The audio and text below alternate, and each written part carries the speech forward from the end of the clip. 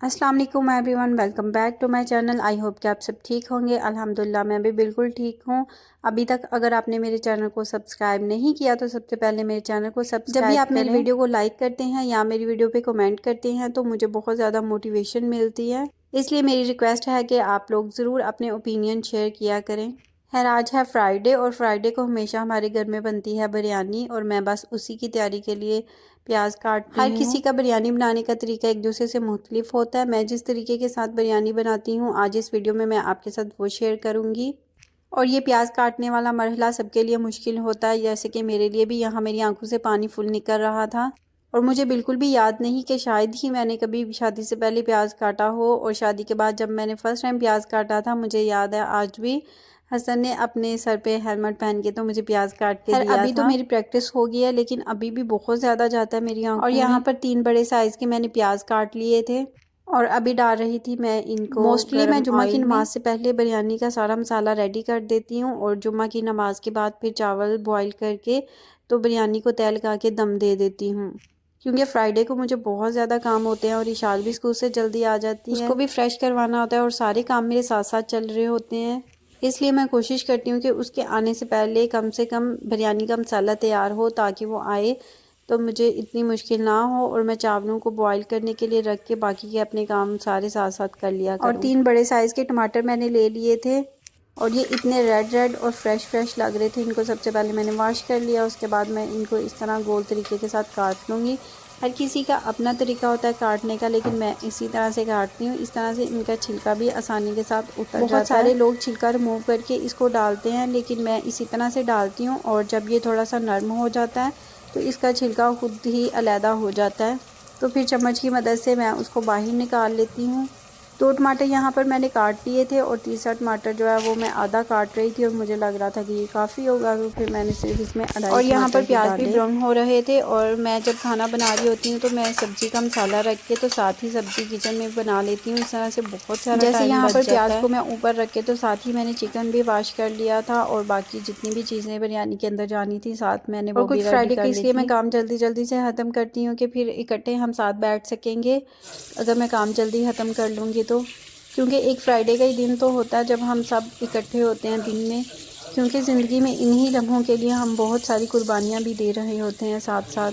बहुत सारे ऐसे मौके आए हैं जहाँ पर हमारे लिए भी यहाँ पे सरवाइव करना थोड़ा सा मुश्किल हो जाता है, लेकिन हम बहुत सारी चीज़ों पे सेक्रीफाइस इसलिए कर जाते हैं कि एटलीस्ट हम साथ तो हैं।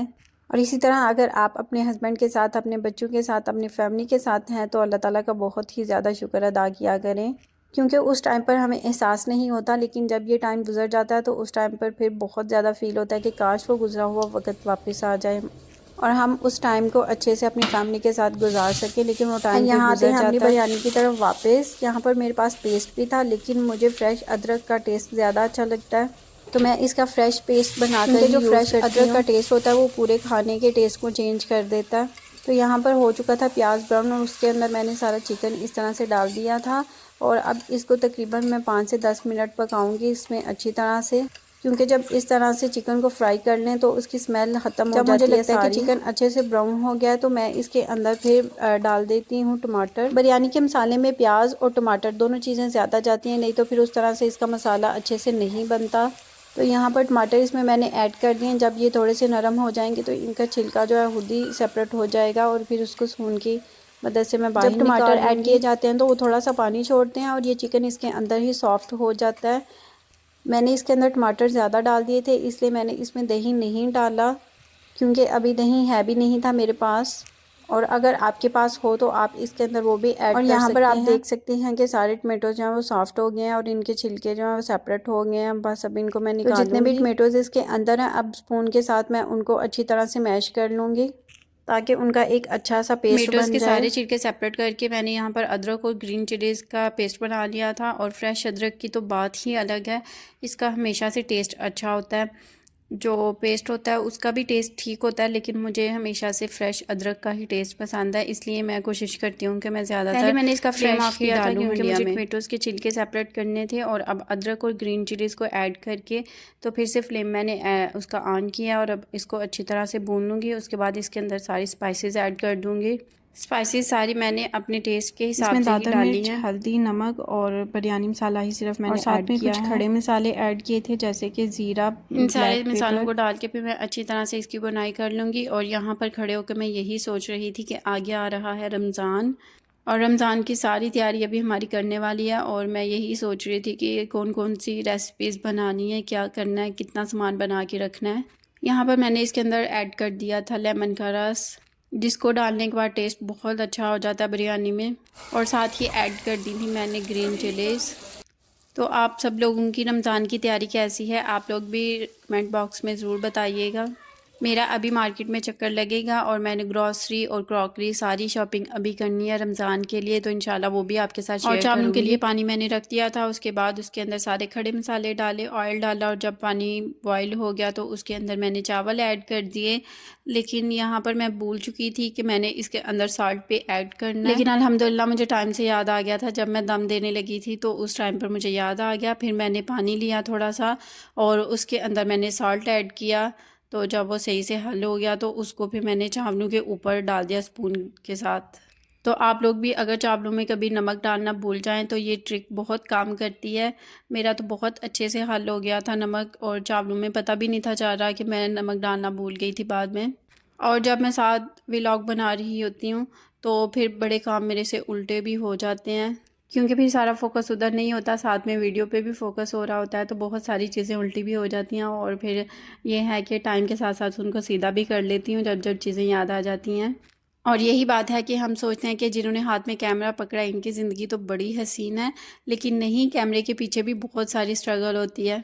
और यहाँ पर चावलों की लगा रही थी मैं लेयर्स, और आलमोस्ट ये हो चुकी थी कंप्लीट। अभी इसको मैं रख दूँगी दम पे 10 से 15 मिनट के लिए, और उसके बाद हमारी मज़ेदार सी बिरयानी हो जाएगी। बिरयानी को दम पर रख कर चली गई थी मैं रूम में, क्योंकि वहाँ पर थे मेरे कुछ काम, और जब मैं वापस आई तो ऑलमोस्ट बिरयानी रेडी थी। अब इसको हमने खाया और उसके बाद फिर हमने बैठ के आराम से डिसाइड किया कि अब हमें किधर जाना है। तो जब से विंटर स्टार्ट हुआ है हम कहीं बीच की तरफ गए ही नहीं, निकले ही नहीं, क्योंकि बच्चों की तबीयत इस तरह की थी, तो फिर इसलिए हम डरते रहे। और बच्चों का भी बहुत ज़्यादा आज दिल कर रहा था कि हमने बीच में जाना है। वो तो पिछले फ्राइडे भी कह रहे थे, लेकिन फिर हमारा अबू धाबी का प्लान बन गया तो हम वहाँ चले गए। लेकिन आज हमारा यही था कि हमने जाना है बीच पे।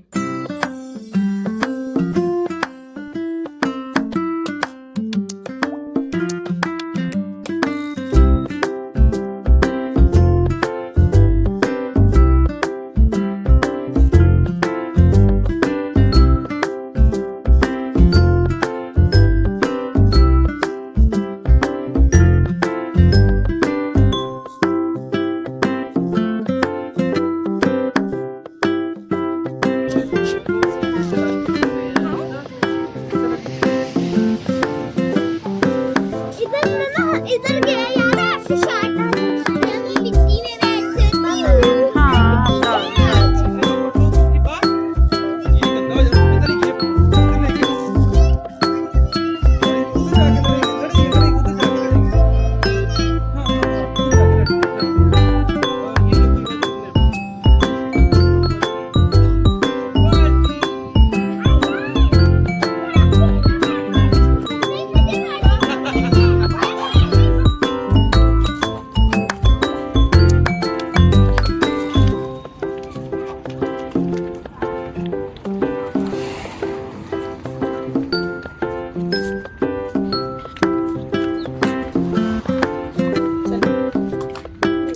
बस अभी हम पहुंच चुके थे बीच पे, और पिछले कुछ दिनों से मुझे लग रहा था कि वेदर चेंज हो रहा है, अभी थोड़ी सी गर्मी आ रही है। लेकिन जब इधर बीच पे हम पहुंचे तो इधर फिर से वही तेज़ हवा थी। इतना शुक्र है कि मैंने आज बच्चों को नहलाया नहीं था, क्योंकि मुझे थोड़ा सा आइडिया था। तो मैंने कहा कि यहाँ पर जाके तो फिर ये इतनी रेत डाल लेते हैं ना अपने ऊपर, फिर वापसी पे ये इनको घर आके नहलाना पड़ता है। तो फिर मैंने तब नहीं नहलाया, लेकिन जब वापस आए तो फिर मुझे नहलाना पड़ा। तो यहाँ पर बहुत ही ज़्यादा बच्चों की जैकेट्स वगैरह हम साथ ले आए थे। मुझे यही था कि वहाँ पर ठंडी हवा होगी, क्योंकि अक्सर हमने देखा बीच के पास बहुत ज़्यादा ठंडी हवा होती है, और ऊपर से फिर टाइम भी इस तरह का हो रहा था, सनसेट का टाइम था।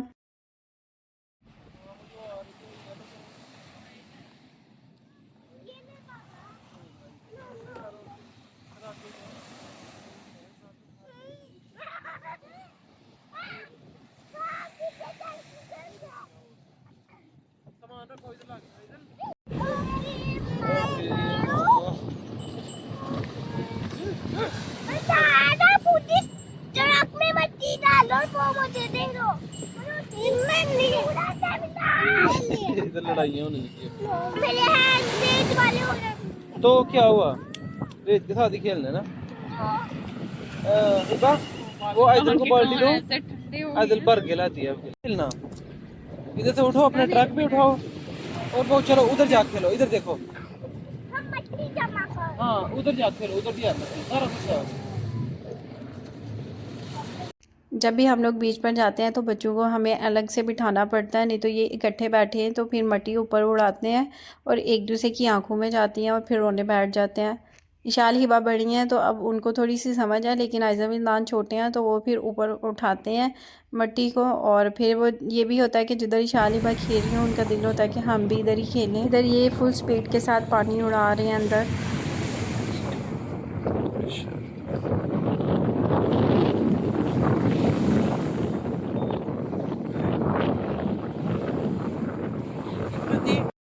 मैं अक्सर गर्मियों में और सर्दियों में देखती हूँ कि ये जो वेव्स हैं ना, ये सर्दियों में बहुत बड़ी होती हैं। गर्मियों में इतनी नहीं होती, लेकिन ये सर्दियों में बहुत बड़ी होती हैं। पता नहीं इसका क्या लिंक है। और मैं बीच पर आती ही सिर्फ इनको देखने के लिए हूँ। ये मुझे इतना प्यारा लगता है ना, ये वाला सीन। और मैंने ये एक जगह पर पढ़ा था कि इन वेव्स को देखने से ऐसे इंसान का स्ट्रेस भी बहुत कम होता है।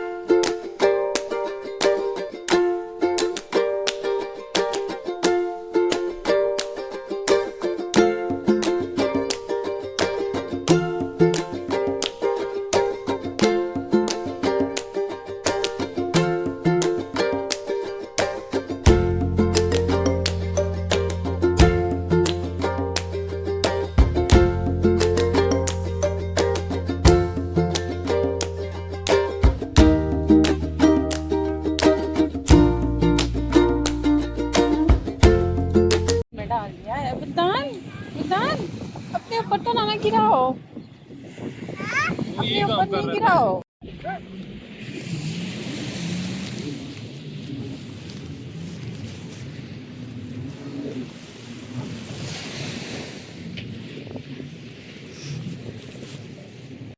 खाना वगैरह तो हमने घर में खा लिया था और फिर ऑरेंजेस और पीनट घर में पड़ी थी तो मैंने सोचा ये भी साथ ले लेते हैं। वहाँ जब बच्चे खेल रहे होते हैं तो कुछ ना कुछ मांगते हैं फिर खाने के लिए, तो ये साथ ले लेते हैं तो यही वो खा लेंगे।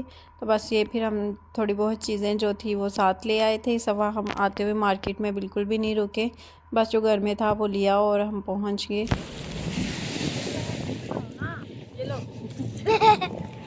मैं ये खा रही हूँ। मामा इसे ज्यादा खोलो।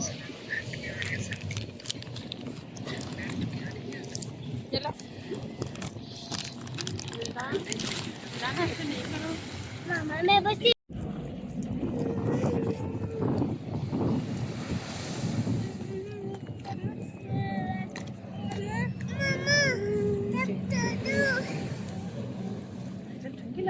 यहाँ पर मैं देखती हूँ अक्सर, पता नहीं पानी वाली जगह पर क्यों इतने ज़्यादा बर्ड्स इकट्ठे होते हैं, और स्पेशली बीच के नज़दीक तो बहुत ज़्यादा बर्ड्स रहते हैं।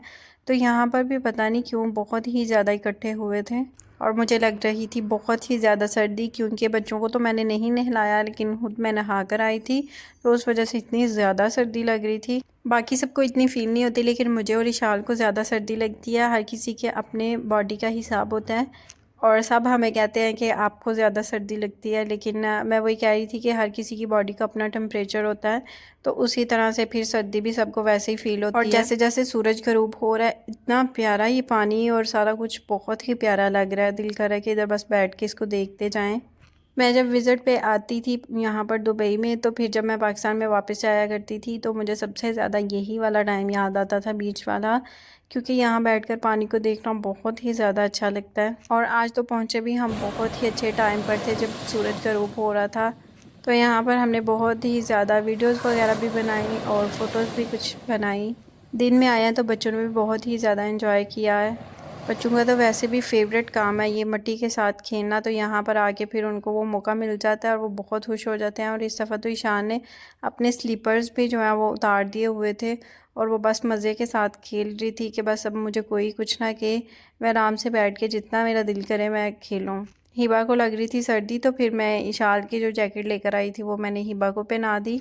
तो इशाल ने यहाँ पर एक बॉक्स पकड़ा हुआ था, उसके अंदर उसने रेत डाल के तो बहुत ही प्यारा यहाँ पर केक बनाया अपना, और हिबा ने उसके ऊपर सी शेल्स ढूंढ कर लगाया, तो वो इतना प्यारा लग रहा था। उसकी हमने कुछ फ़ोटोज़ भी बनाई थी जो कि मैंने पोस्ट में डाली हैं, तो वो बहुत ही प्यारी फ़ोटोज़ आई थी। फिर उनको हमने एडिट किया तो वो और ज़्यादा प्यारी बन गई।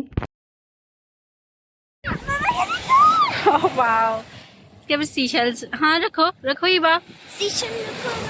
वाह, हाँ, ये तो केक लग रहा है। मामा देखो, हमने केक बनाया है। हाँ, केक। हमने केक बनाया। हमने केक बनाया। हमने केक बनाया।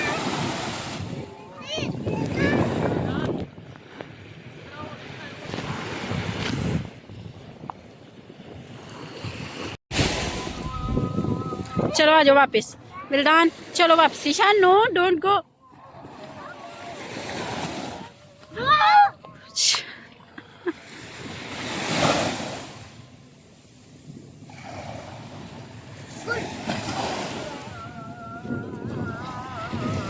Okay, come back, Shal.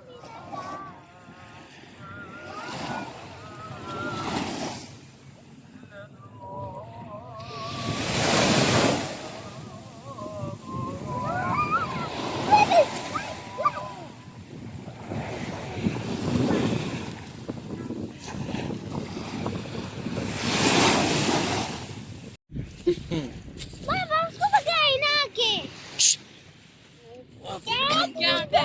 ये छापा कचरे में नहीं फेंकना, इसके अंदर ही भागे भी उसी के अंदर।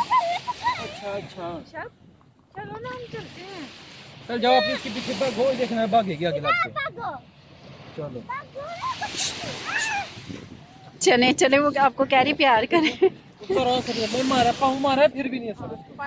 प्यार करे ना, क्यों मार रहे हैं? विशाल वो देखो, जाने तो खराब हो जाएगा।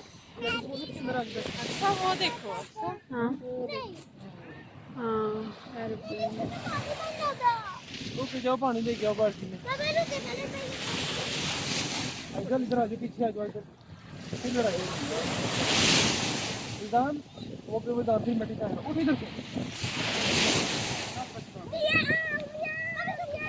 तो जैसे मैंने अपनी एक पिछली वीडियो में बताया था कि इशाल को कैटी से डर लगता है, और वो भी इधर आके डर लगना शुरू हुआ था, क्योंकि यहाँ की कैटीज़ हैं वो बिल्कुल भी डरती नहीं है। आप अगर उनको भगाना भी चाहो तो वो आपके पास आकर बैठ जाएंगी, जैसे आपने वीडियो में भी देखा होगा। तो बाकी बच्चे तो नहीं डरते, लेकिन इशाल थोड़ा सा डरती है। तो बस बाबा को यही कह रही थी। तो अभी इन्होंने ये कुछ बनाया हुआ है, इसके अंदर ईशान ने पानी डालना था, लेकिन जब ईशान ने इसके अंदर पानी डाला तो वो बिल्कुल नीचे जो है ना वो चला गया, बिल्कुल भी उसको फील ही नहीं था हो रहा कि उसने ऊपर पानी डाला है। तो इस चीज़ से उसको बड़ा हुआ कि ये क्या हुआ है। शायद इसने तो ये पानी पी जाना है, नीचे चला गया। ऐसे ही होता है, जितना हाँ, तो वो आप जितना डालोगी वो नीचे जाता जाना है।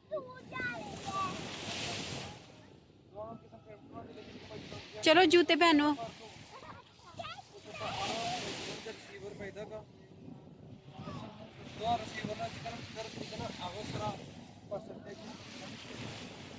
बुड्ढा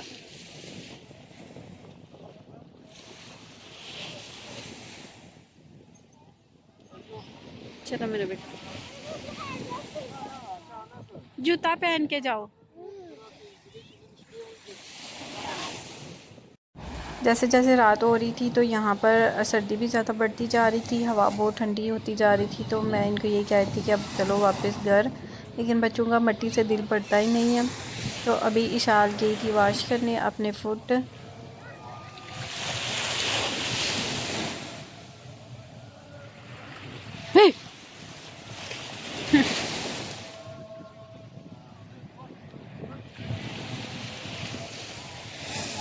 हाँ वाह, हाँ बहुत ज़्यादा मिट्टी है।